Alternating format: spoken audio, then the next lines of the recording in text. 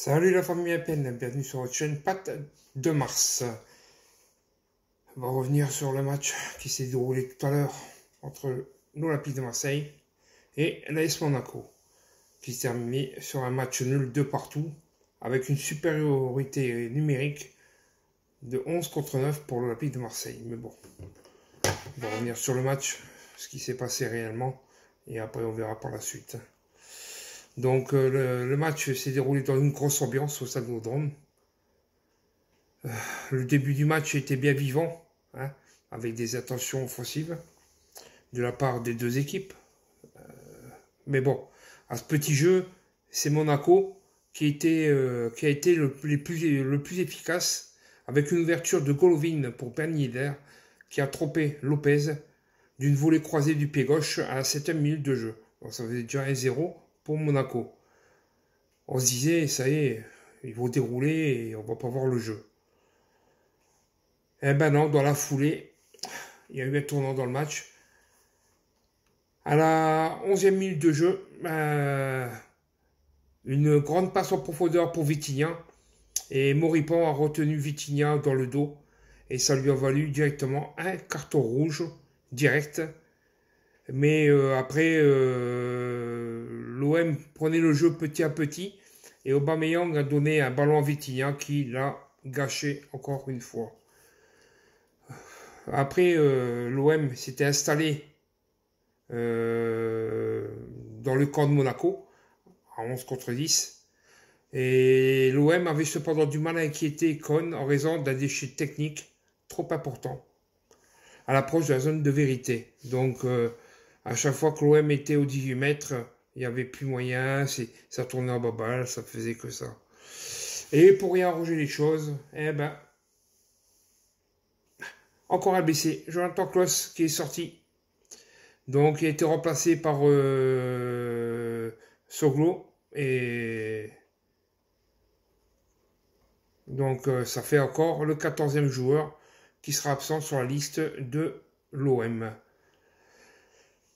Après, sur l'action qui a ramené le but d'Aubameyang, sur le côté gauche, une superbe accélération de Luis Enrique qui a dribblé en profondeur sur le côté gauche son défenseur, qui est arrivé dans la surface de réparation et qui a fait une passe en retrait à Vitinha. Connaissant Vitinha, ben, il a mis le plat du pied droit, mais bon, un plat du pied droit un peu cassé, qui tape le poteau et qui était là pour reprendre le ballon, et qui n'était pas hors jeu, parce que ça a été validé par la VAR. Aubameyang, Aubameyang. Donc, un partout à la 38e minute de jeu. On se dit, on va essayer de tenir jusqu'à la fin de la première mi-temps. Eh ben non, sur un corner, Aubameyang a voulu faire un peu le malin avec le ballon. Il s'est pris les pieds dans 3 défenseurs. Et sur une contre-attaque entre Ben Yedder et Akliouche, eh ben, arrive au 18 mètres. Ben Yedder donne le ballon de profondeur à Akliouche, qui du plat du pied gauche trompe pour Lopez. Donc 2-1 à la mi-temps pour Monaco. Et quelle erreur défensive encore une fois de l'OM. Balerdi qui s'occupait trop de Ben Yedder et qui a laissé libre champ à Akliouche, qui lui ne s'est pas posé de questions, hein, plat du pied gauche. Puis côté opposé du poteau de Paul Lopez, 2-1. Donc voilà, à mi-temps, ben, on est parti encore avec un but de différence. Puis au retour des vestiaires, on ne sait pas ce qui s'est passé. Balerdi, on ne sait pas ce qu'il a eu. Il s'est illuminé d'un coup. Il est parti de la moitié de terrain. Il a dribblé. Il y avait un boulevard devant lui. Et il est arrivé aux 20 mètres. Il a mis une frappe, une mine sur le côté gauche opposé du gardien de Monaco. À la 50e minute de jeu, l'OM revenait à égalité à 2 partout. Alors on se disait, ça y est, à 2 partout, à 10 contre 11, on va essayer de faire le forcing et on va essayer de faire du terrain pour vraiment s'imposer contre Monaco. Mais malgré cette égalisation, ben, l'OM peinait à enflammer les débats, hein, parce qu'avec un duel plutôt équilibré entre les deux formations, et c'était sur une situation chaude que Zakaria sauvait tout de même les siens en contrant Vitinha à bout portant. Vitinha, toujours dans les mauvais coups, les mauvais trucs, et toujours là quand il faut pas pour essayer de marquer ce but. Malgré une alerte de Golovin, qui a été repoussée par Lopez, eh ben, les joueurs de l'OM poussaient, eux aussi, mais en s'installant dans le camp adverse. Et pour les dernières minutes, Monaco était même réduit à 9 pour Zakaria, parce qu'il avait été déjà s'expliquer avec l'arbitre, avec un joueur de Monaco qui était blessé, et il l'a harcelé, il l'a insulté un peu, donc il a pris un carton jaune. Et là, sur une deuxième faute sur Kondogbia, jaune plus jaune égale rouge, à la 87e minute de jeu, Monaco était réduit à 9 contre 11 pour l'Olympique de Marseille.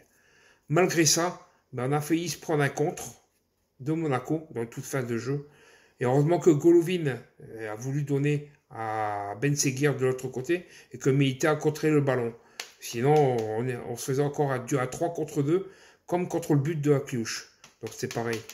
Mais par contre, à 1 minute de la fin du côté final, à la 90e plus 3, qu'est-ce qui nous a loupé, Vitinha? Seul devant le but, seul devant le but. Un plat du pied, il y avait juste à mettre, juste à la pousser au fond. Même ma grand-mère, elle aurait pu le faire. Eh ben non. Encore une cagade. Et c'est retourné dans les bras du gardien. Ah, j'ai dit, c'est pas possible. Ce mec-là, il me rend fou. Il me rend fou, ce Vitinha. Mais bon, il y a une bonne nouvelle à tout ça. Hein, et avec, malgré ce match nul à la fin, ben c'est que tout à l'heure, le Cameroun s'est fait éliminer par la Coupe d'Afrique des Nations. Et on va retrouver Mumbanya, l'attaquant du Cameroun, qui a signé avec l'OM. Donc, il va être de retour début de semaine prochaine, début de semaine, là, qui va arriver, pour aller affronter Lyon à Gerland la semaine prochaine, pour dimanche prochain. Donc, en espérant aussi que dans la semaine, Mbamba se fasse éliminer. Comme ça, on retrouvera un peu de l'effectif. Parce que tous les points perdus à domicile, Strasbourg, Monaco, le podium va s'éloigner, mais grave, quoi. Hein. Et il faudra récupérer tous ces points maintenant à l'extérieur et puis faire de chichi. Donc voilà, match nul à la maison encore une fois contre Monaco. Que dire du match? C'était un match assez vivant, avec du spectacle proposé. Bien sûr, beaucoup de déchets techniques. Des deux côtés, hein. On ne peut pas dire que d'un côté, hein, mais des deux côtés. Hein. Ce match n'a pas été toujours d'une grande qualité. Il a été animé avec beaucoup d'intensité. Des rebondissements, des buts. Et en supériorité numérique, l'OM a été capable de revenir au score à 2 reprises face à une équipe de Monaco qui est toujours aussi tranchante, même diminuée par 1 ou 2 joueurs. Donc, je ne vais pas dire sur ensemble, c'est le nul et mérité. Mais avec un peu plus de réussite, on aurait dû réussir à gagner ce match. Donc voilà, la famille. Match nul. En espérant la semaine prochaine à Lyon qu'on fasse quelque chose. Avec le retour de certains joueurs de la CAN qui nous ferait beaucoup de bien. Donc la famille, si cette petite vidéo elle vous a plu, n'oubliez pas de mettre le pouce qui va bien, de vous abonner à la chaîne de Mars et d'activer une notification pour la cloche pour suivre mes prochaines vidéos. Allez, sur ce, la famille, toujours Forza OM.